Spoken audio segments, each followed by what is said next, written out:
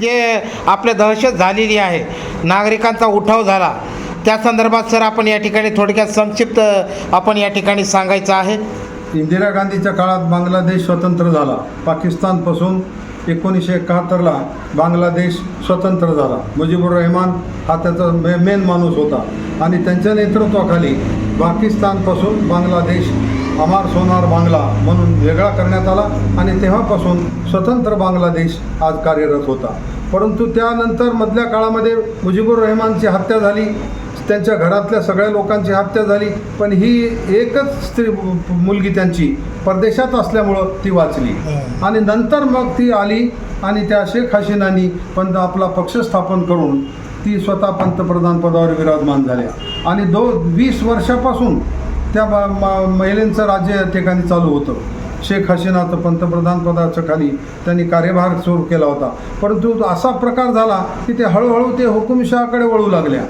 एकूण त्यांनी स्वातंत्र्य सैनिकांच्या नातेवाईकासाठी, नातवासाठी, मुलासाठी 30% आरक्षण नोकऱ्यामध्ये, शिक्षणामध्ये देऊ केलं आणि त्यामुळे विरोधकांना पेच पडला की 30% आरक्षण त्यांच्या पक्षाला चाललं, म्हणजे त्यांचा पक्ष हा हुकुमशाह बनणार, त्यांच्या पक्षाला पुन्हा सत्तेवर राहणार, विरोधकांना या ठिकाणी संधी मिळणार नाही, अशी एक प्रकारची कुजबूज लोकांमध्ये निर्माण झाली. आणि मग त्यांनी हायकोर्टात गेले, हायकोर्टातून सुप्रीम कोर्टात गेले.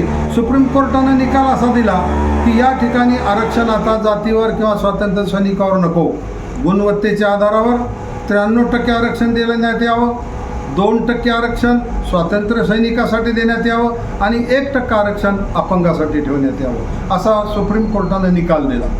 त्यामुळं या ठिकाणी एका अर्थानं शेख हसीनाचा पराभव झाला.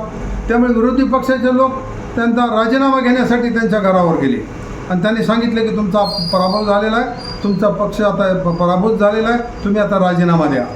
आणि राजीनामा देत्या वेळेला त्यांनी त्या शेख हसीनाने असा उच्चार केला की हे पाकिस्तानी अतिरेकी आहेत, रजाकारी आहेत, असा शब्द वापरला. पाकिस्तानी रजाकारी शब्द वापरल्याबरोबर त्या आंदोलकांच्या तरुण पोरांमध्ये संताप पगळला आणि त्यांनी हाऊसवर हल्ला केला आणि त्या हाऊसवर हल्ला केला, संसदेवर हल्ला केला आणि शेवटी राजीनामा द्यावा लागला पळून जाऊन राष्ट्रपतीकडे शेख हसीनानी आणि तिथून मिलिटरीच्या हेलिकॉप्टरमधून ते भारतामध्ये येऊन दाखल झाल्या. अशा रीतीचं हे आरक्षणाचं राजकारण कोणत्या टोकाला जाते हे आपल्यालाही आता शिकण्याची गरज आहे. आपल्या भारतामध्ये सुद्धा आरक्षणावरून अनेकांची डोकी भडकवली जात आहे. ते कितपत आता सगळ्या जाणकार लोकांनी विचार केला पाहिजे. महाराष्ट्रातला मराठ्यांचा प्रश्न हे मिटवण्यासारखा होणार आहे.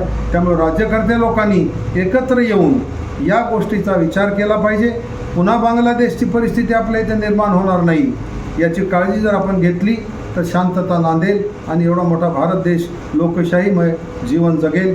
आंबेडकरांची घटना आपल्याला मान्य आहे, हेही सगळ्यांना मान्य होईल आणि सगळ्यांना आरक्षणसुद्धा मिळेल. धन्यवाद सर. या ठिकाणी